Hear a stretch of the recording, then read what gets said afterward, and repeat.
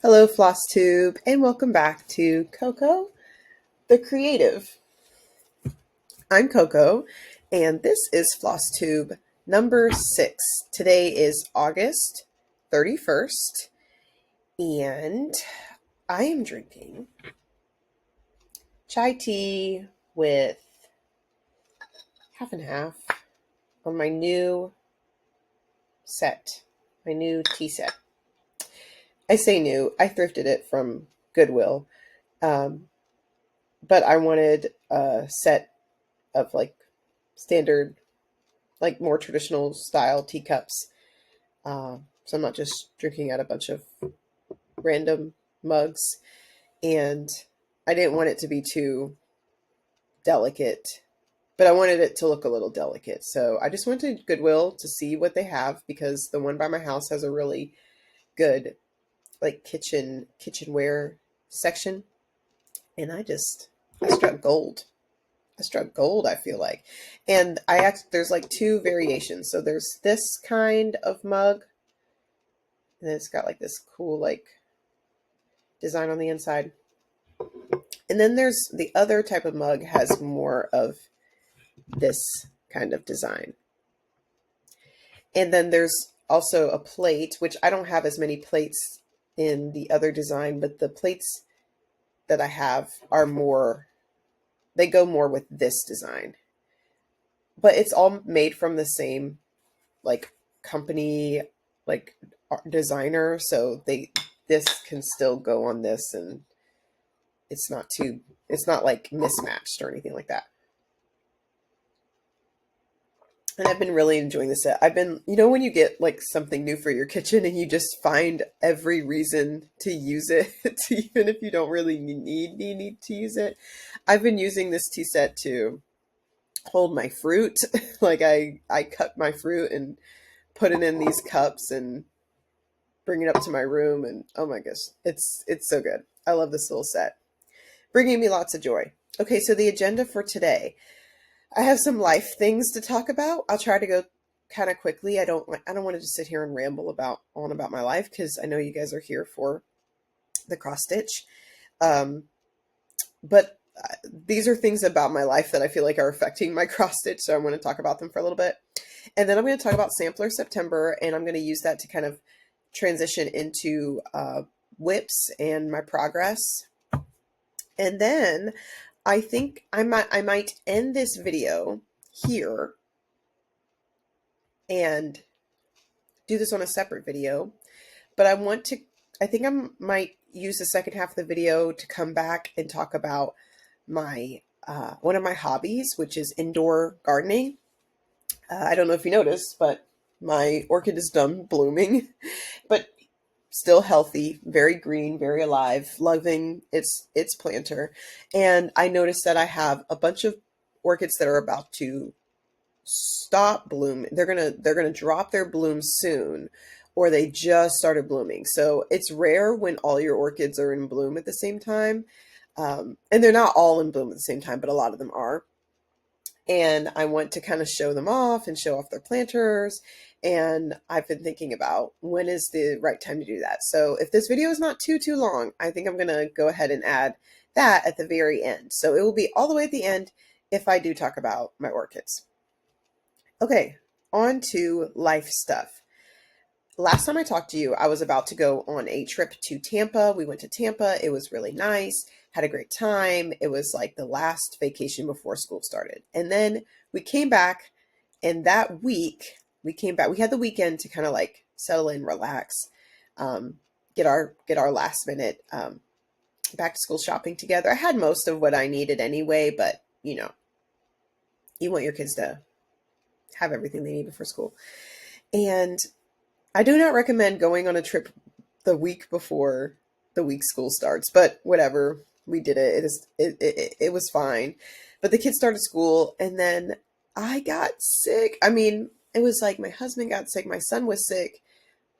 And then I thought I was just going to when I started feeling bad, I thought it was just going to be a mild head cold. The seasons are changing. I kind of always get the sniffles around the time that the seasons suddenly change. But it got really bad, and I was there was one day in particular where it was just terrible, and I was just like, oh my goodness, what's happening to me? But I feel 3 days later, I feel much better. I still am a little foggy, but I woke up with much more energy. I got way better sleep this past night. And I felt good enough to film a video. I know I still sound sick. I'm probably talking louder than I need to. My head still kind of feels like it's underwater, and yeah, I'm a bit foggy, but phenomenally better than I have been feeling the past 3 or 4 days. And then one last life thing before I move on. So I'm at the point where I feel comfortable talking about this on my Flosstube channel, but I am actually 20 weeks pregnant. Yeah, we're super excited. The baby is due in January, and it's going to be a girl. We just found out last week it's going to be a girl. Yeah, I'm super happy, and now that I know the gender, I just feel like I can buy clothes. I can buy gendered clothes. I could always buy clothes, but and I'm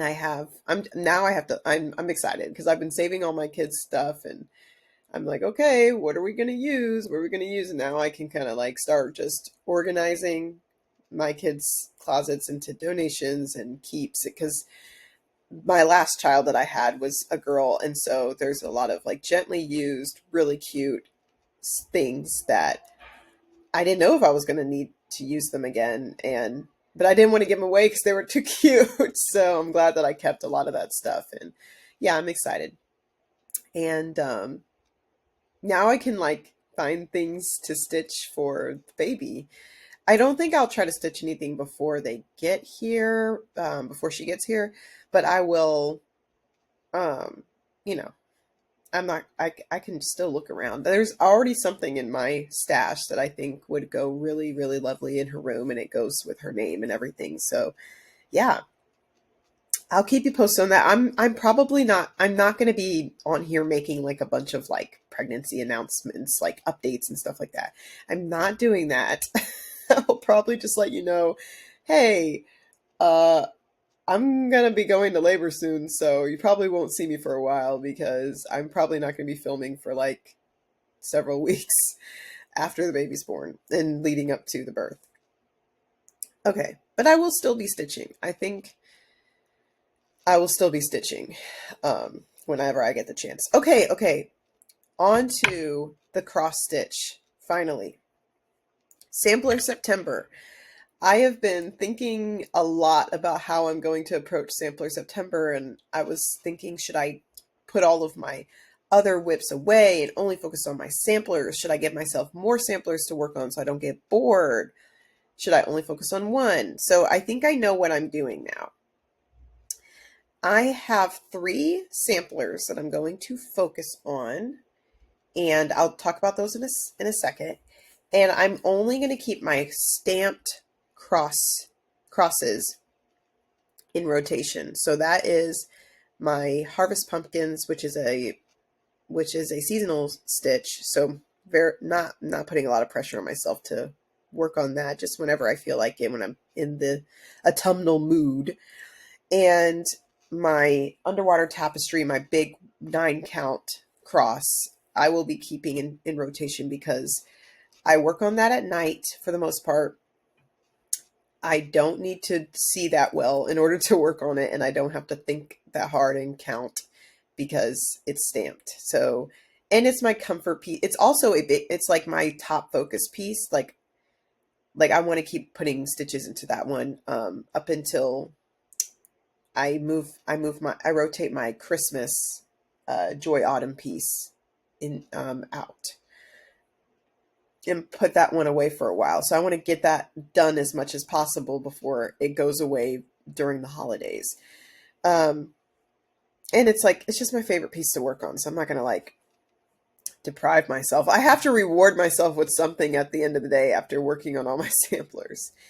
But my other counted crosses, like my Koi Pond one and my Final Fantasy Geeky Titus Counting Cross. I am going to put those away, those two away. I will show you, I have made a little progress on them since I talked to you last. So I will show those to you, and then you probably won't see them until September's over. Yeah. Okay, so let's go through the samplers that I'm going to be focusing on. So this first one is my tea time sampler. And I think I've made a little progress. I don't think I showed this in my last video because I just hadn't made any progress on there, but I've made some progress since then. This is my morning stitch. It's on dark fabric, and it's just very, very detailed, as you can see. So I just have to really concentrate and take my time working on this. But the pattern itself is quite easy to follow. And this, I got this from Daily Pattern Post on Etsy. Yeah, that's my morning stitch. And I'm hoping it would be really nice to get through this. The camera is still confusing me. To get through this motif by the end of September. Yeah, I want to get through this like fleur-de-lis stamp by the end of September. I don't think I'm going to get to any of the tea related motifs, but I want to at least get through that big one in the top left corner. Okay. And cool little project bag. My whales from the 805 Stitcher on Etsy. And this one holds my turtles.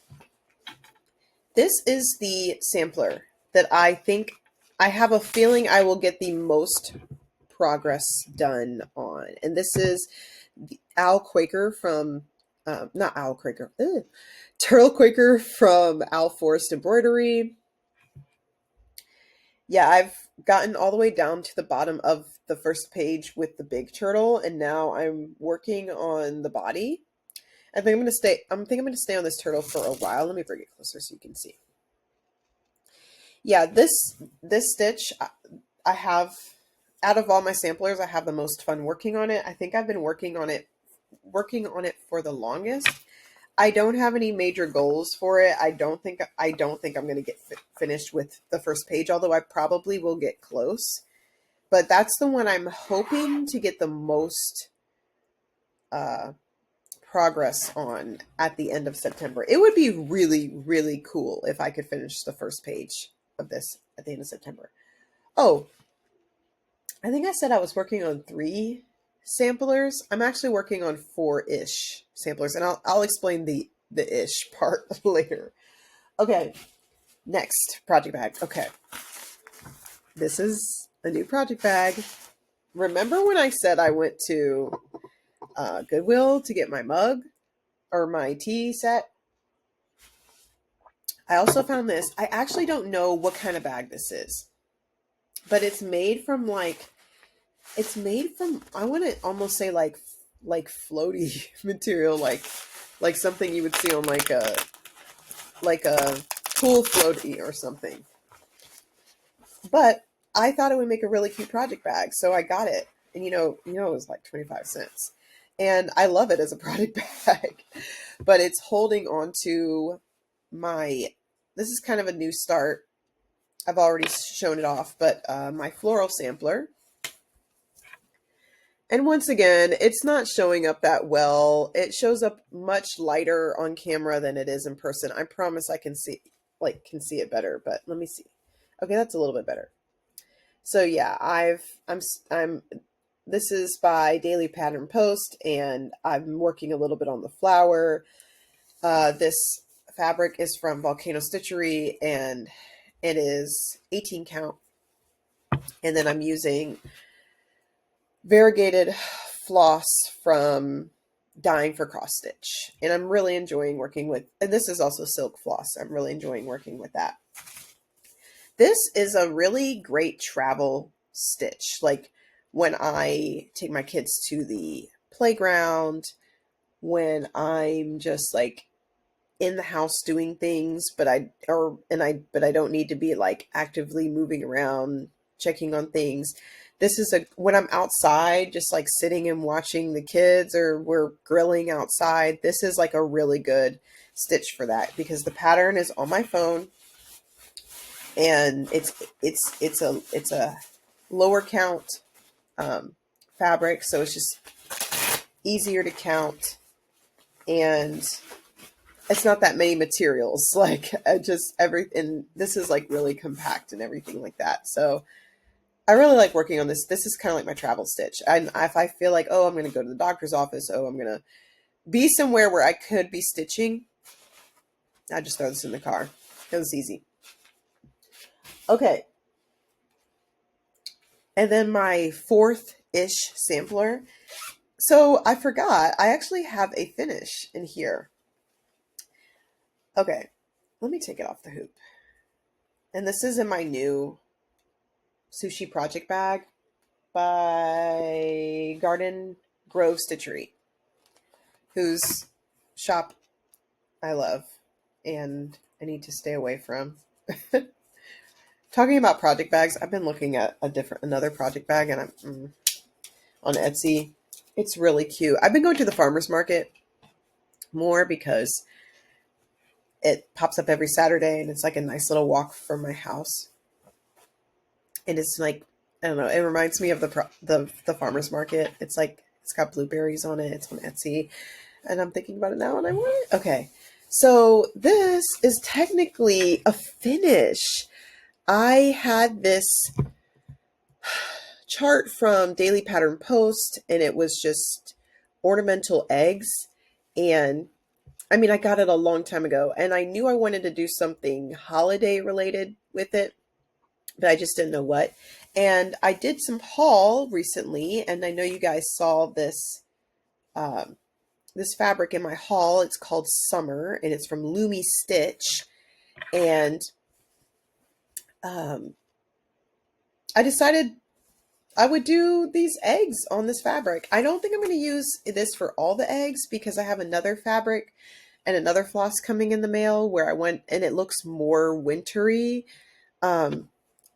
So I think this will just be, I'll just go back and forth with putting the eggs on that one and this one, but it's a sampler and I want to basically turn this egg into an ornament, a Christmas ornament. And so I'm just going to kind of like scatter them throughout this fabric and just make as many as I can because there's 9 different designs on there. So I'm trying out different flosses and I'm just using like, I have extra, who doesn't have extra floss? Like I'm just using extra floss that I don't need for any other projects. And this fabric is just so fun to work on. And it's, I believe this is 18 count. So, which I'm growing to love, by the way. I'm really liking 18 count. So yeah, and I worked on this. This only took me 2 days. So to do and that was going very hard. I was like, I wonder if I can finish this in a day. And I had like 2 little quadrants left, 2 little cells left. And I was so tired at the end of the day, I couldn't do it, but I finished it. And I basically finished it in 24 hours. So that's just so cool. Like to be able to start something and finish it the next day.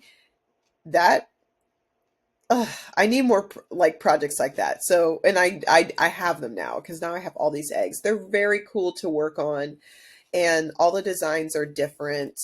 And I think they're going to make really cool ornaments. I just have to learn how to make an ornament. I just have to learn how to finish it as an ornament. But I don't think it's difficult. My mother-in-law does it with her cross stitch all the time, and I'm just going to go to YouTube University when the time comes and figure out and learn how to do that. Or I was hoping maybe I can find a class on how to do it because I kind of want to like see someone do it in person and then have all my materials in front of me and then like have like, someone who's more of like an instructor help me, like, oh, you can do it like this, you can do it like that.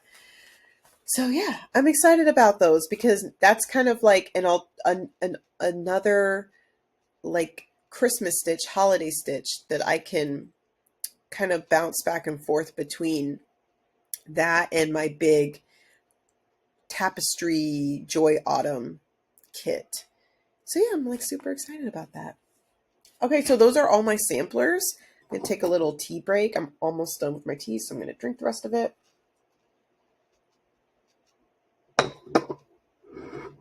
Okay, now I'm gonna talk about my two crosses that I am rotating out. I'm putting them, or rotating back in, I don't really know. I'm putting them back in my craft cabinet until the end of September. Okay. That's what I'm trying to say. And then I'll talk about my tapestry. Okay, so just regular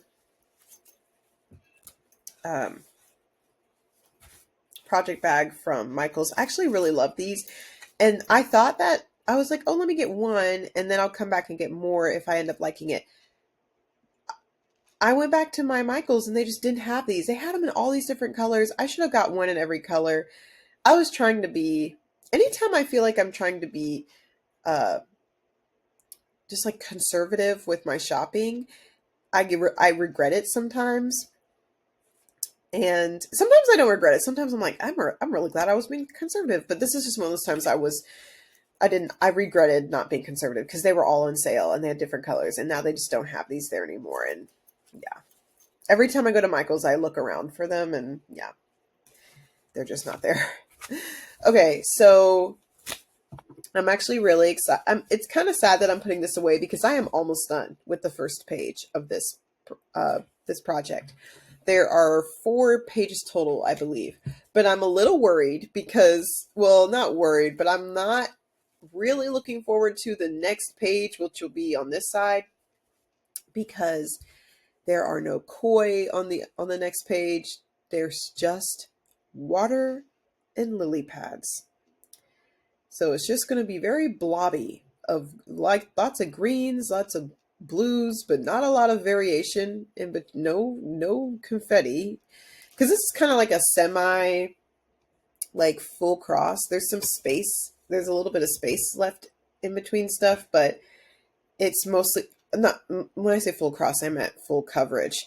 It's like semi full coverage, and there's not that many colors. So that's like the one downside about this piece. It's a great like beginner's counted cross piece, but it's very simple in terms of its color variation. So not looking forward to just doing blue green blobs on the next page, but I do want to do this whole thing. I like this piece. I do like working on this piece. It's very peaceful and it's simple, and I don't want to, I just think I'm probably just gonna have to take breaks from it, like I am right now. I think that at the end of September, I'll really, really want to work on this again. So yeah, goodbye, koi. I'm like, if I finish this page, then I won't have anything fun to stitch for like another page, but I will have that koi fish to look at. And I'm actually really looking forward to filling in the design on the koi, because that's not supposed to be white. That's actually going to be like a darker orange. Okay. And then the last thing that I'm going to rotate out is my Final Fantasy Stitch. Okay, this project bag actually came from Lumi Stitch, so who notified me in the comments of my old videos. So hi, Lumi Stitch. I love this project bag. It's actually the first project bag that I ever got off of Etsy. So that's kind of how I started buying them. I saw this one and I just thought it was so fun and cool. Okay. Yeah, so not much has changed since I last showed this to you. I just started working on a bubble up here. So yeah, that's Titus from Final Fantasy X. He's going bye-bye. Very enjoyable Stitch. I know I'm gonna miss him when I get back to him. It's gonna be really nice to reunite with Titus. Okay, last stitch. And I know I said that my pumpkins were going to stay in the rotation but I still haven't really made that much progress on them. So I just don't want to show you guys stuff that like looks the same from when you last saw it. I'm only going to show stuff that I've been working on actively. Okay. So if you follow me on Instagram, first of all, when it comes to my descriptions, you may have noticed it's kind of sparse in my descriptions. I really don't know what to put there, and I don't want to just start doing all the things like making these huge lists of stuff. So I'm going to try to get better at putting links to stuff that I mention for the first time or that I want to just highlight from the video. And I'm going to try to get better about putting my socials down at the bottom that are cross stitch related, because I have all of my socials linked on my channel, but those are mostly my author socials, which I haven't even talked about my writing, and I don't want this to become a talking about writing channel. So I had been deciding like, oh, do I want to link my hobby IG as opposed to my writer IG? And at the end of the day, I ended up linking it because it's the same handle. It is Coco the Creative, but there's just a period in between each word. I think actually, no, I don't think so. Actually, let me see. I can't believe I'm doing this. Sorry, I might have to edit this out. Let's see. Yes, it's coco.the.creative. Yes. And if you go on my IG right now, you're just going to see plants. But I just posted a little like update on the tapestry piece that I'm about to show you. And I'm going to get better about I want to like document my progress through my cross stitch projects, because that I didn't realize how much it would help me like actually work on my projects, but it's talking about them on YouTube and taking pictures of them and posting them online just helps me work on them more. And I'm not really in like a huge rush to finish any of them, but it just feels really good to like have progress made and then just know that they will get finished. So I went ahead. I'm pretty sure I linked my hobby IG on my main channel like launch page, but I will link it down below so that you can access that a little easier. But yeah, I am just now starting to put cross stitch stuff on there, but I'm gonna use it as a dumping ground for all my hobbies. So just fair warning, it's not exclusively cross stitch on there. Okay, so I'm going to start with the top because I've actually made a lot of progress on the top. I've started working on the water over here. I've started working on the water and just filling that in. There's a lot of color blocking up here that I just have been ignoring because I've been trying to knock out a lot of the confetti. And now that I've knocked out a lot of the confetti, I'm going to focus a lot on the water, like the background of the tree and stuff like that. And then I'm also worked on the tree a bunch, and I got to one of the motifs that are in the tree. So like this star floating in a bubble, which is like really cool. And then made really good progress on the coral section. So I got to the very edge. That's where I was working my way to. This little section right here. Ow, I just poked myself with a needle in my tummy. Not a great place to be poking myself right now. So I got to the edge. And now I just kind of want to take a little break from let me hold the whole thing up. From the coral, and I just want to work on the tree and all that color blocking in the top with the water, and work on some of the bigger motifs there, like this heart inside of a bubble. There's other cool little things inside the tree that I can't make out right now, but they're in there. And yeah. Oh, love that piece. Okay. So Let me know. What are you excited about? Which sampler are you kind of excited about me getting the most progress made on? Are you working on any samplers this September? And if so, how many and who are they by? And things like that. I know some people are probably working on their long dogs things. And speaking of long dogs, I have found a long dog sampler that I think I want to do. And I don't see anybody else on Flosstube working on it, although I'm sure that there are people. Flosstube is huge, and I'm always finding like new people and stuff. But I want to save that for next year. I don't want to overwhelm myself this year with the sampler. So I'm just doing my little samplers that I got right now. I'm going to see where I'm at next year.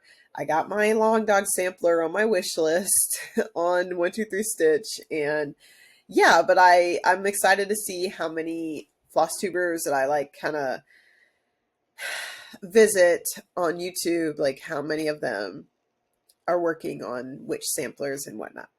Okay, this is where I'm going to stop the video. I might come back with about orchids. So yeah, thanks for stopping by. If you liked the video, then please like the video and subscribe. And oh, and I didn't say this in the beginning, but I want to thank everybody for all of the lovely comments that they've been leaving. I had so many sweet things to read while I was away in Tampa, and that just really warms my heart and just makes me really excited to share more things with you all and talk more about cross stitch and just hobby related things. So thank you so much for doing that. And with that, I hope you have a good one. Bye.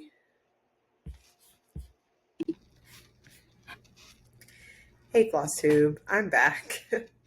So right now I'm filming in my library where I don't usually film to show you, because this is where most of my orchids live. So I just kind of gathered them all together around me so that it's easier to show them off to you, because I did not want to bring them all up to my room.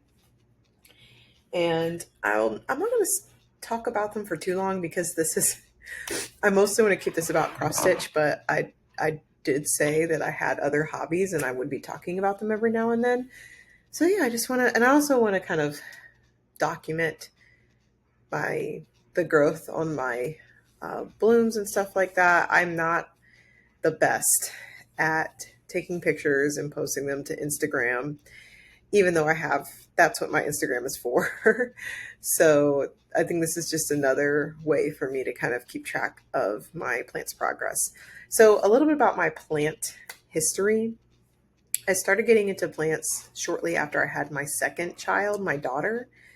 And it was kind of after that initial wave of people, COVID, plant hobby craze and stuff. Like, I kind of got into that, I guess, at the tail end. Like there were still COVID things happening, but it definitely had calmed down a bit, but people were still, buying and selling plants kind of at a crazy rate. And at the old house we were in, I would say at one point I had upwards of 80 plants. And I kind of had to learn the hard way that even though I could technically have that many plants in my house, that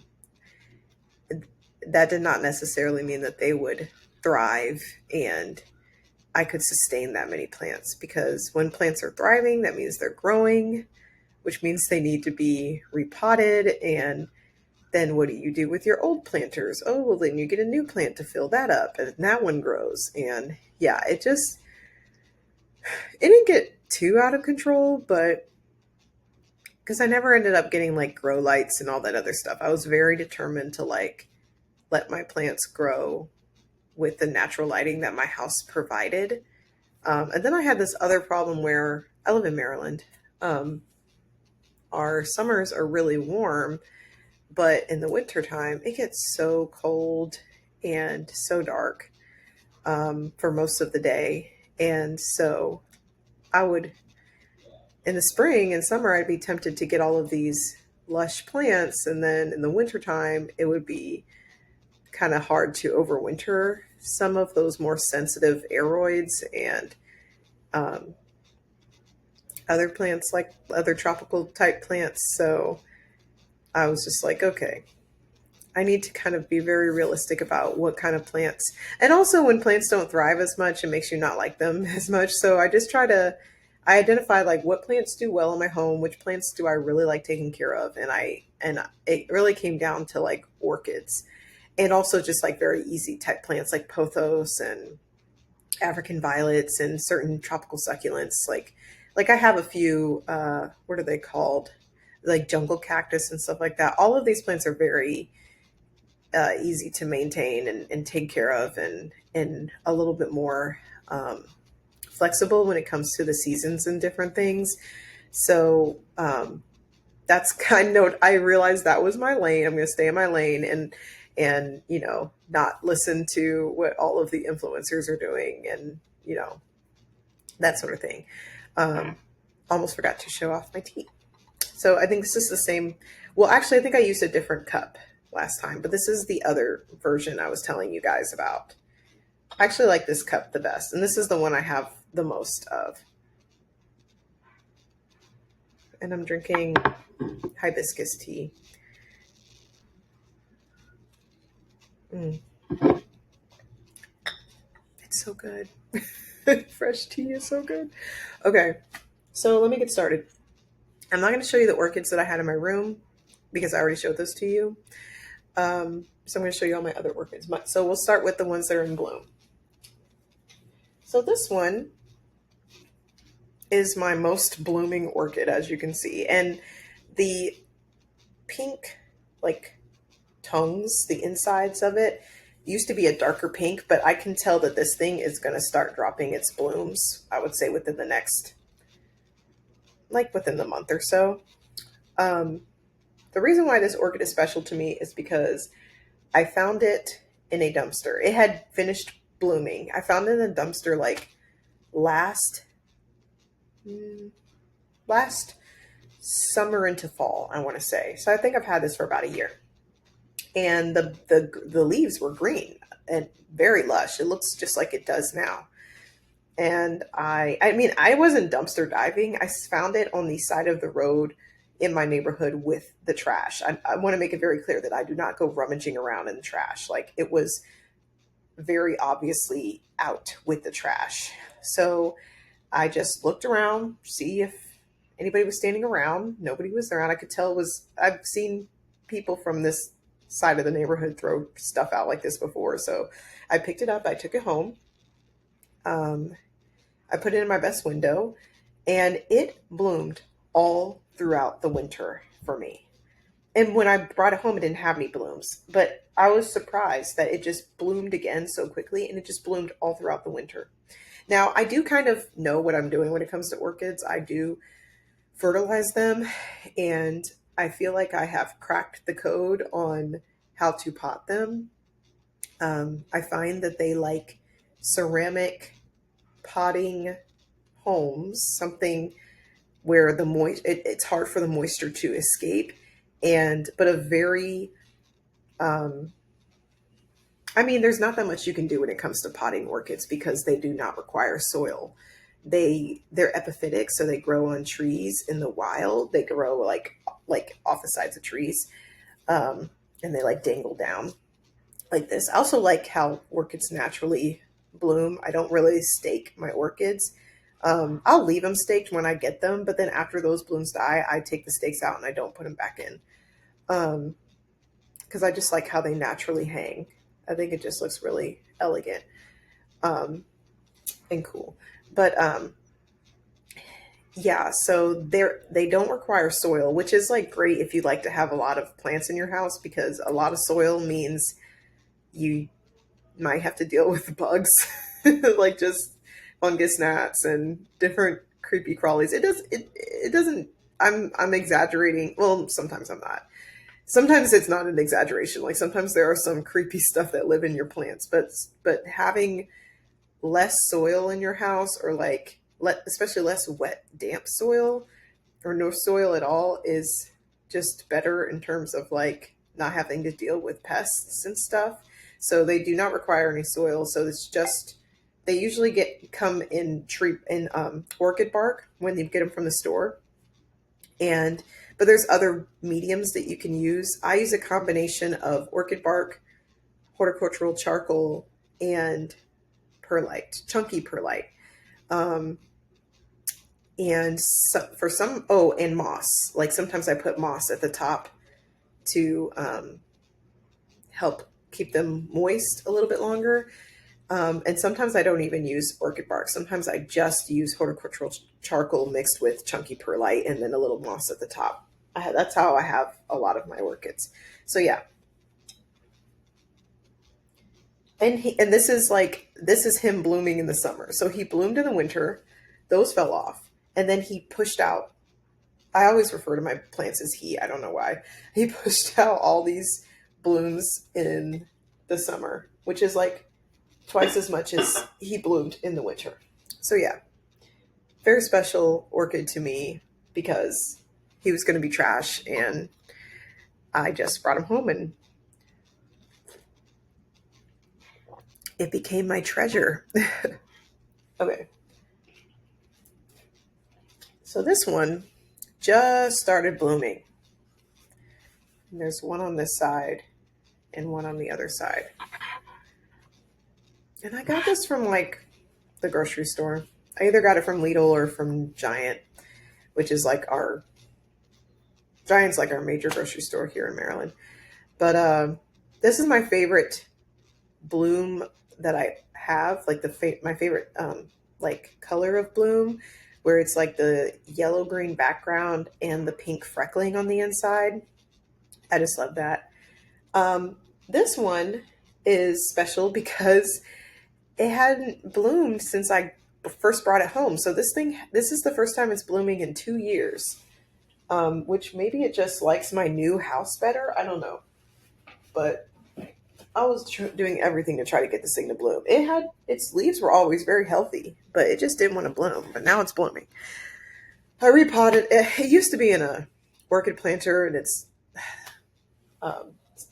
roots were everywhere. Now it's more contained. I think it just has more moisture. So, okay, next blooming orchid. This is the last of my blooming orchids. Okay, next blooming orchid is this one. Now this one had more blooms, but they fell off. There's like here, all along this, where you see the zigzag, they had blooms on it. And it just fell off. And then it just bloomed a little bit more at the tip there. So it's probably going to be done blooming pretty soon. This is the only orchid that I have in terracotta.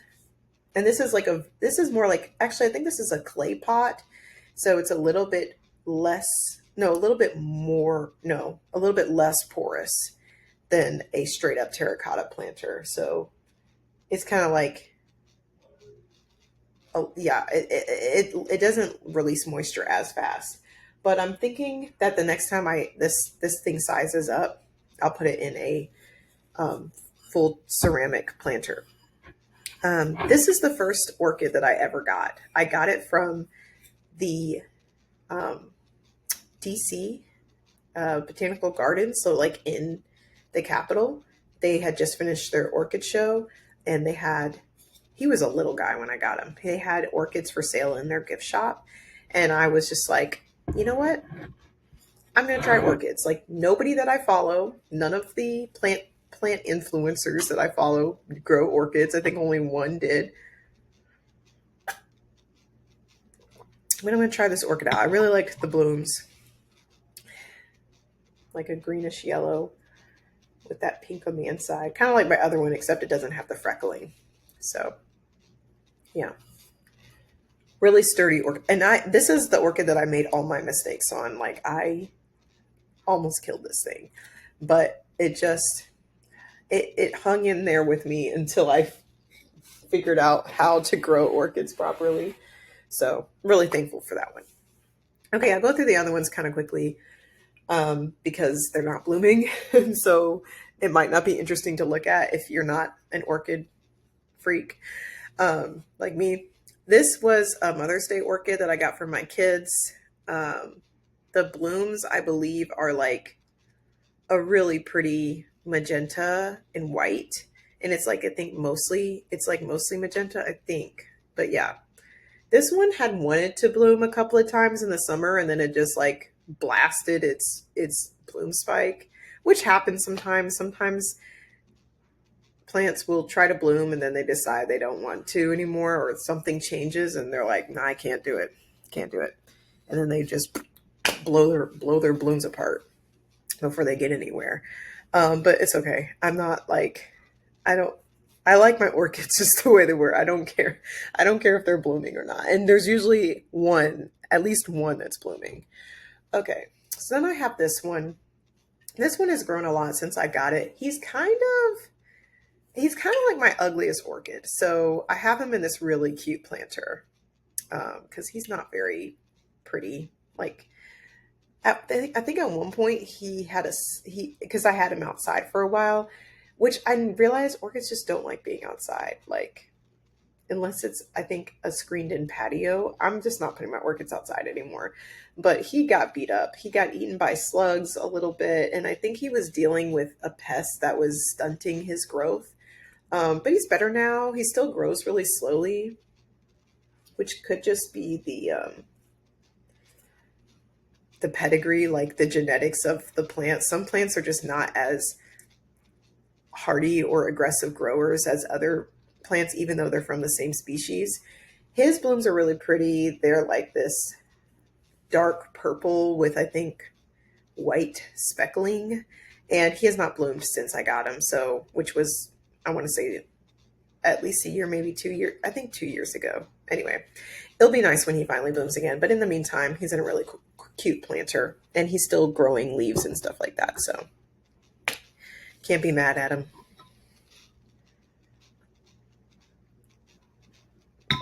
Okay. Let's do this one. I got this one recently. A piece of charcoal just fell on the ground. And I actually just repotted it. This planter is actually from Mipa's Pots and Plants on Instagram. She makes really beautiful pottery. And what I like about this is that it's really like rough on the outside, but it is so smooth and like shiny on the inside. I can't really show that to you, but I like that about this planter. So the plant itself is not like growing up against this rough, scratchy surface. It's growing up against like a smooth glazed surface, which is just really cool. And this reminds me of like a milkshake. That's why I got this one. It's a really simple little tall planter. But yeah, this is just a regular Phalaenopsis orchid like the ones I've been showing you. But it's variegated and I do not know what the blooms look like because I got it when it was not in bloom. But it has like, no, not that one. This leaf is brand new and its other leaves have kind of gotten bigger for me. And I think this leaf has gotten huge since I put it in this planter. So I think it really likes this planter as opposed to the like plastic planter that it was in before I moved it over. So I'm excited to see how that one does. Okay, some of my like non-Phalaenopsis. Oh no, I have one more Phalaenopsis and then I'll show you my other non-Phalaenopsis orchids. Okay, so this is a very sensitive orchid. Like he's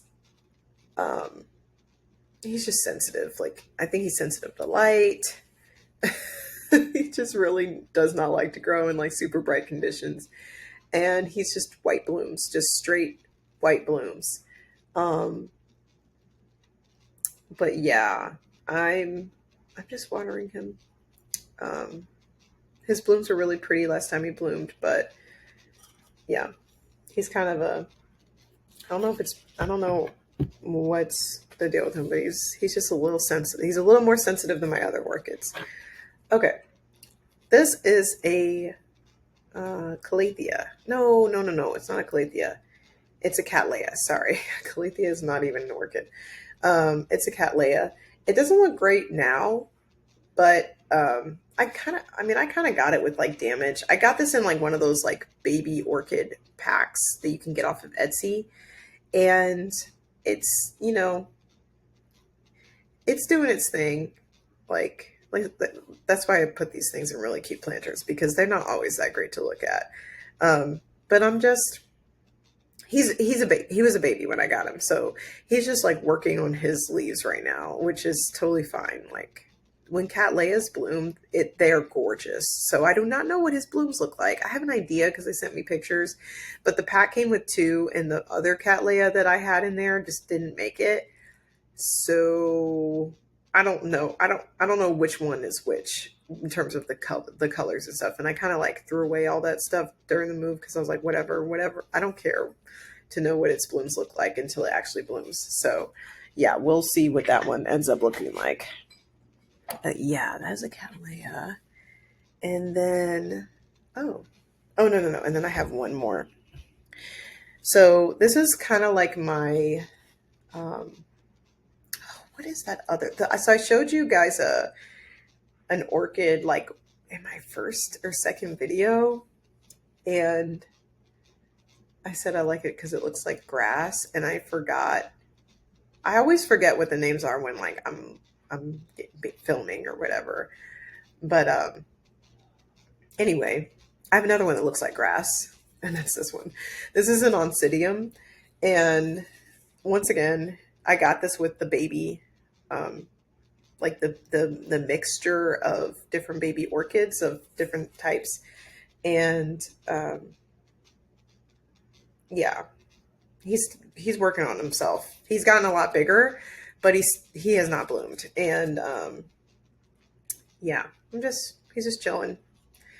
I just like that he looks like grass. This is like the most non-orchid looking orchid that I have. But yeah,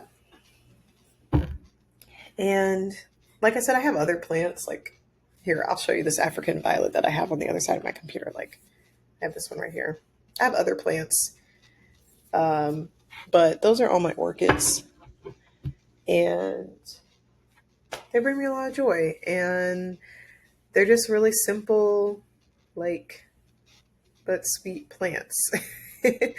And if you ever get an orchid, just try, and it's done blooming, just, maybe do a little research and see what you see if you can get to bloom again, because they take the orchids live for a long time, and they don't grow super fast. So you can have one living in the same planter for like a long time before you need to really size it up. And yeah, I hope you enjoyed that. And hopefully I'll be back soon with an update on cross stitch. And it's right now I'm filming, it's like September the 2nd. So I've already gotten a little bit into my sampler September, and I'm feeling really good about it. So I'm looking forward to updating you guys with that. So like the video, if you like the video, subscribe if you haven't already, and have a good one. Bye.